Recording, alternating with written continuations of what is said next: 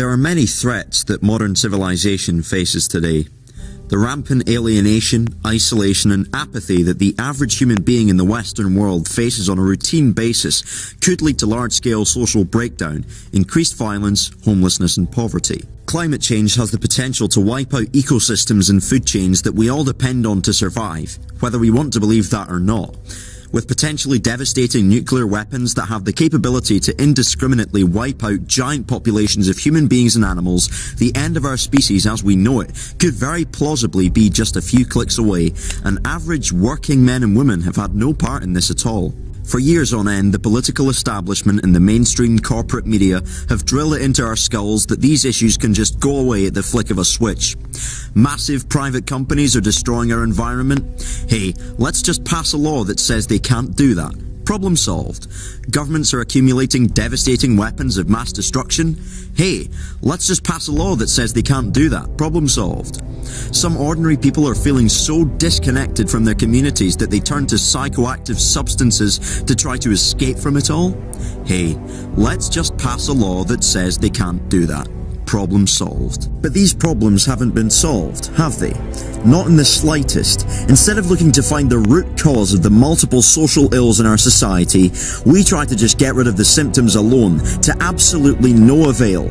All of these problems are continuing to get worse and worse, but in our primitive dogma we still insist on going ahead with our childish methods, in spite of the masses of empirical evidence pointing towards the contrary. Our leaders put bucket after bucket underneath the broken pipe to catch the leakage, but they can't seem to scrape together the mental wherewithal to fix the pipe. Why? Because they are not the ones who are fit to address the systemic problem that has spread throughout the rotten core of our society. Social hierarchy. What are the adverse effects of hierarchical power relations? Hierarchical power relations are, by definition, socially divided. Suppose you have a social hierarchy on a minimal level between two people. Person A gets to do what he or she wants, whereas person B can only do what is instructed of them by person A. Immediately they are divided into the subjugator and the subjugated. Person B is instantly marginalized and loses their personal freedom, and because of the imbalance of power, by definition there is also a loss of equality between the two individuals. This is why equality and freedom are not diametric opposites to be wrestled into a compromise in the middle as the status quo might have you believe, but in fact they require each other. You can't have a free society without equality, and you can't have a fair society without freedom. Because power corrupts, social hierarchies have a tendency to be self-perpetuating. The more stratified and extreme hierarchical power relations become, the more damaging to human creativity, innovation and freedom of thought they are. When people are forced to follow orders at gunpoint, their innate need to survive overrides their skepticism of what they're being told to do. This is why societies built on hierarchical power relations tend to deliberately marginalize and dumb down the critical faculties of the general population in order to sustain power for the elite. If you take one look at our education system, you'll see that it's designed specifically to make people subservient. You have to memorize and regurgitate what the authorities tell you to in order to pass the test, and if you don't pass the test, you're less likely to get a job, and if you don't get a job, you suffer. As a result, questioning the legitimacy of what you're being told to recite is highly ill-advised. You pretty much have no choice. So our education system serves the function of weeding out creative and critical thinkers and nurturing stupidity. And once the hierarchical system has indoctrinated the masses into stupidity, selfishness and self-destruction, it then proceeds to punish them for these stupid, selfish and self-destructive behaviours that emerge in people as a consequence of that. It uses aggressive force to create disengaged people and then reacts to their disengagement with more aggressive force, which feeds further into the system. This testifies to the self-perpetuating nature of social hierarchy. Many of the social problems that we try to fix by mindlessly slapping a law on them are in fact exacerbated by greater social inequality. The more unequal societies suffer from greater rates of mental illness, obesity, imprisonment, infant mortality, teenage births, murder, drug use and generalized health and social problems. The more equitable societies, on the other hand, have much lower rates of these problems, as well as having better child well-being, better educational scores, and increased social mobility. It seems pretty clear that equality is generally preferable to hierarchy, and as I demonstrated earlier, there's an inextricable connection between equality and freedom, so much so that they're basically the same thing. Freedom, by definition, is the power or right to act without restraint. In order for restraint to occur, it requires an imbalance of power. Equality, by definition, is the state of being equal, balanced, so freedom must be an absence of power imbalances, which is equality. Freedom is equality. So it follows with certainty that if equality is better than hierarchy, then by definition freedom must also be preferable to subjugation. Thus, in order to unlock and maximize our full potential as human beings, we should seek to get rid of hierarchical and authoritarian power relationships like this, and replace them with free and equal relationships like this, so that person A and person B can both flourish and succeed, not just person A. What are some examples in our society of hierarchical institutions based on authoritarian social relationships that ought to be dismantled? Number 1, organized religion. Religion has actually convinced people that there's an invisible man living in the sky who watches everything you do every minute of every day. And the invisible man has a special list of 10 things he does not want you to do. And if you do any of these 10 things, he has a special place full of fire and smoke and burning and torture and anguish, where he will send you to live and suffer and burn and choke and scream and cry forever and ever till the end of time. But he loves you. This very idea is hierarchical and authoritarian. The idea of humanity being utterly subservient to some grand ultimate deity who is so insecure as to demand perpetual worship at the threat of eternal torture is about as totalitarian as you can get. Not only is this idea most likely not true, but I wouldn't want it to be true. As Mikhail Bakunin once said, if God really existed, it would be necessary to abolish him. The main reason for this, I think, is that it is a totalitarian belief. It is the wish to be a slave. It is the desire that there be an unalterable, unchallengeable, tyrannical authority who can convict you of thought crime while you are asleep, who can subject you, who must indeed subject you, to a total surveillance around the clock, every waking and sleeping minute of your life, I say of your life, before you're born, and even worse, and where the real fun begins, after you're dead. A celestial North Korea. As well as being authoritarian in theory, religion is also authoritarian in practice. For a very long time, the power to discuss and exchange ideas about how the universe is and came to be was strictly and forcefully monopolized in the hands of illegitimate and tyrannical religious authorities. And if you challenged that idea, you were a heretic and you faced social exclusion and burning at the stake. The religious authorities held a great deal of power over the average person. They had a long history of stifling public debate and limiting the spectrum of discussion because it was the only way to sustain their own existence. If they didn't limit the spectrum of discussion and instead allowed a free exchange of ideas, then they would be recognized for how unbelievably full of shit they really are, and they'd eventually be dismantled. Again, this is another example of hierarchical and authoritarian institutions marginalizing the public in order to sustain their own power. For a long time, religion has been used to control people, but now it's on its way out. Since the scientific enlightenment, the power of the church in the Western world has been significantly scaled back. Atheism is on the rise, and many people, both religious and non-religious, are beginning to advocate secularism and are waking up to the reality that religious authorities should not have political power. We've made tremendous progress as a species since then. We've put a man on the moon. We've more than doubled our life expectancy. We've taken diseases that used to wipe out populations and we've rendered them virtually harmless, and it's now possible to carry an entire library of information in the palm of your hand. What caused these leaps in progress to be made? Ultimately, there was one core change in social organization at the root of it all. Ideas about how the world works were no longer concentrated forcefully at the top of hierarchical and powerful religious institutions, and instead, they were brought down to the public. Instead of being controlled from the top down, understanding the universe was done from the bottom up. Instead of presupposed conclusions shaping the public discussion shaped fresh, new conclusions. So there was a structural change there. It went from being hierarchical to being non-hierarchical. This is just one form of hierarchy, and we're beginning to overcome it once and for all. However, there are two other forms of social hierarchy which we're yet to overcome that I'd like to discuss as well. Hierarchical system number 2, capitalism.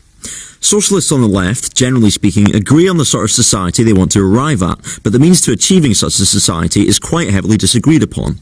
Marxists favour a transitional phase from capitalism to communism through the workers utilising state power to dismantle the capitalist system. However, there's also a current of socialists that don't want to do this and instead believe that the state is inherently capitalistic, so in order to truly get rid of capitalism, you have to get rid of the state as well. These people were the original libertarians. Since then, the word libertarian has been distorted to mean something entirely different, particularly in America, although this usage has also begun to spread to the UK. Now, libertarian has come to mean free market enthusiast. Libertarian means right-wing capitalist. With this section of the video, I'd like to dispel the myth that capitalism has anything to do with liberty. First and foremost, one of the defining features of the capitalist system is wage labour. You own your labour and therefore you can sell your labour to an employer. The difficulty here is that the concept of ownership implies that there are two separate entities, the owner and the commodity. If I own a chair, there's the owner, me, and then there's the commodity, the chair. If I own a pair of shoes, there's the owner, me, and then there's the commodity, the shoes. If I own my labour, there's the owner, me, and then there's the commodity, there appears to be a bit of an issue here because my labour and myself are not two separate entities, are they? Well, what if my labour is just some magical ghost that goes to work while I go and do something else? Well, that's quite clearly nonsense. Your labour doesn't go to work, you go to work. So this begs the question, what are you actually doing when you're selling your labour? Well, if it holds that you are your labour, then the system of selling your labour essentially turns human beings into commodities to be bought and sold. That's bad news. So let's explore this further. If you're the commodity, then who is the owner? It's the capitalist class. And because you have rented yourself out to them, they can control and subjugate you. Did I miss a meeting? How is this system of renting human beings considered to be radically different from slavery or prostitution? It is slavery. It is prostitution. And where does their money come from? It comes from you. They use you to make money for themselves and they only give some of it back. They enslave and exploit you for their own benefit, and yet the people who are wildly enthusiastic about this get the generous label of being a libertarian? This is not liberty. This is tyranny, slavery, exploitation, subjugation, and prostitution. And to have the audacity to refer to this as liberty is a cruel and sick joke. Now, that's just a case of logically analysing and breaking down the concepts behind the wage labour system. But we have to look at the empirical evidence as well. Look at the extent of the dominion that the capitalists at the top of the private sector have over the workers at the bottom. It's tyranny, it really is. And in many different ways, they have such a powerful influence over the public consciousness. If you don't count the time you spend sleeping, on average about half of your time awake is spent in the workplace. In many workplaces, you're told from a hierarchical authority what to do, how to do it, how long to do it for, how to act, what to wear, what to say, and what to think. You must obey orders and be compliant. Corporations are strictly organised from the top down. Decision-making powers are held in the hands of the CEOs, the presidents, the vice presidents, the managers, the bosses, and so on and so forth, while the workers at the bottom tend to get very little say in these matters at all, and yet they are the foundation of the company's profits. This is unjust, and it runs completely counter to what any logical conception of democracy is supposed to be. Workplaces in the capitalist system are inherently totalitarian. There's no two ways about it. Workers in Tesco have to wear electronic armbands that monitor how hard they're working with some sort of point system, and they lose points if they go for a toilet break. That's insane. Some might say, oh well, if they've got nothing to hide, then it's fine. But by this logic, why not let a government subject its citizens to this extreme level of total round-the-clock surveillance? Can you imagine where that might happen? Nazi Germany? America? The UK?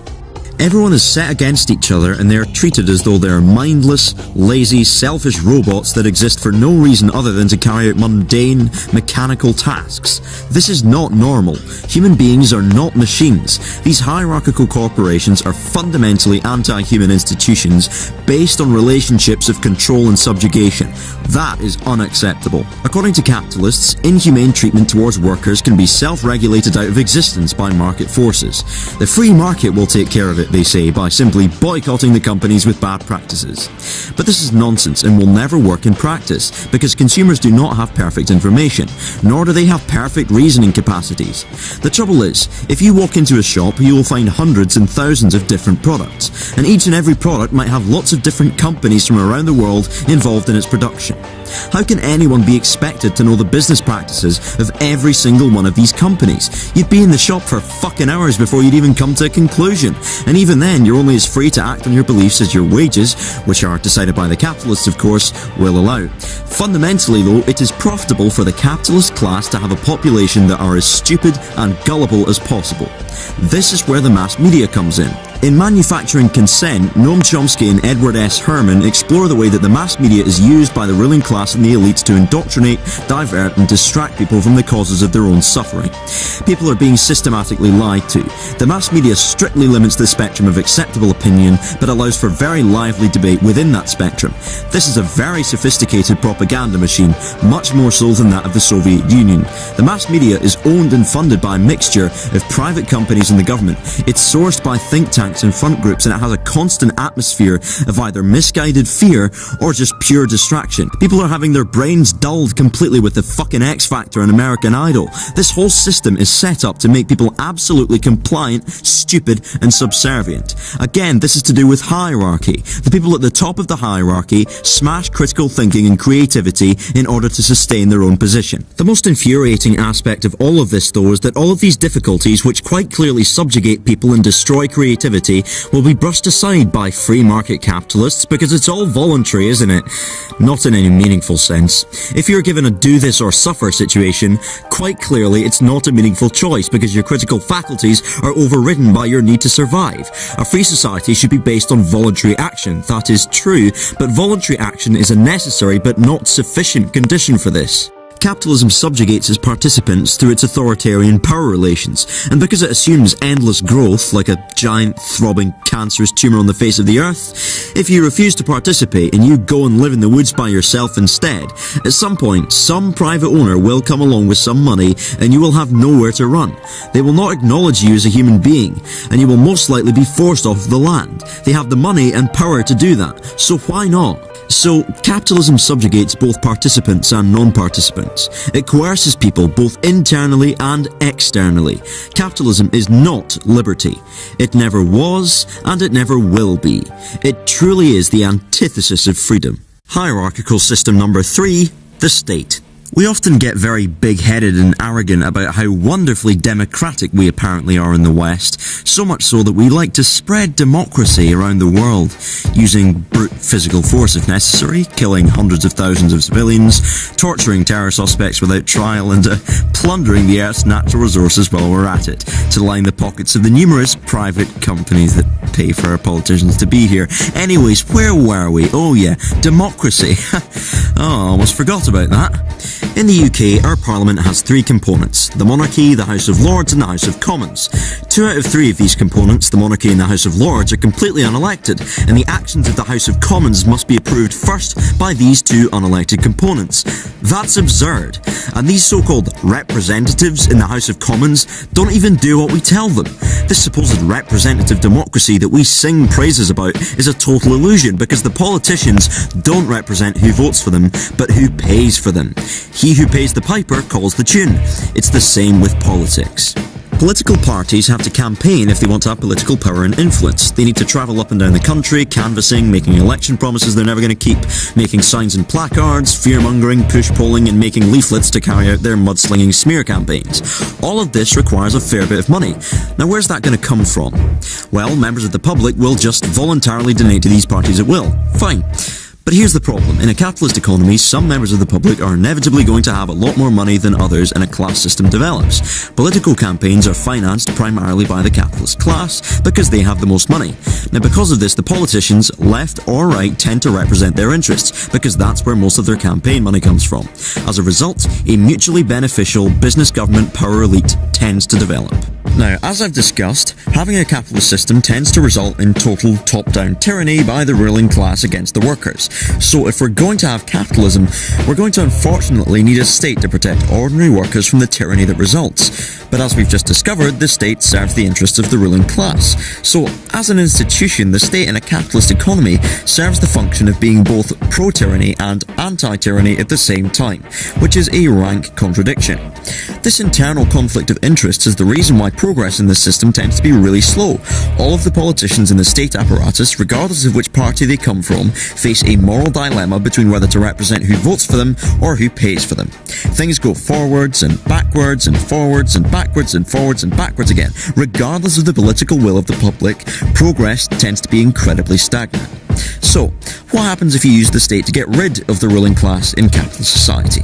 Historically, when this has been attempted, and it has been numerous times, the state has become a new ruling class in itself. Is this really socialism at all? Do the workers have control over the means of production? Is collectivization carried out by workers' self-management? Is it based on free associations? Is there social equality? The answers to these questions are as follows. No, no, no, no, no. This isn't socialism. This is government-run capitalism. It is control and subjugation. To sum up, capitalism with no state doesn't work. The state with no capitalism doesn't work. Capitalism with the state doesn't seem to work very well either. So, given this process of elimination, what's the logical conclusion we ought to arrive at? It is, of course, libertarian socialism.